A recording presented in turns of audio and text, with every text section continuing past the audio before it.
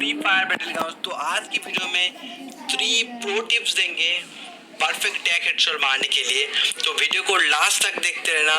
Channel पर नया हो जरूर सभी मेरे भाई एक साथ सब्सक्राइब कर दो। तो चलो स्टार्ट करते हैं। तो फर्स्ट हम बात करेंगे ड्रैग हेडशॉट के बारे में।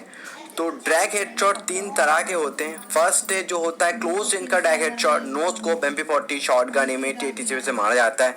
सेकंड होता है 2x स्कोप मिड रेंज या स्कार M4 से जो ड्रैग लेते हैं 108 से, वो है। और लास्ट पे लॉन्ग रेंज 4x या 2x से लिया जाता है। तो ये तीनों ही फ्री फायर में ड्रैग हेडशॉट है। तो यही कैसे आप परफेक्ट कर पाओगे वही मैं आज की वीडियो में बताऊंगा। तो जरूर एक लाइक जरूर कर देना। चलो बताते हैं। तो पहले तो हम बात करेंगे क्लोज रेंज की ड्रैग हेडशॉट के बारे में। तो क्लोज रेंज पे हम MP40 M87 दोनों का ड्रैग हेडशॉट बताएंगे। तो MP40 का पहले बताते हैं। तो MP40 पे ड्रैग हेडशॉट मारने के लिए आपको क्या करना है।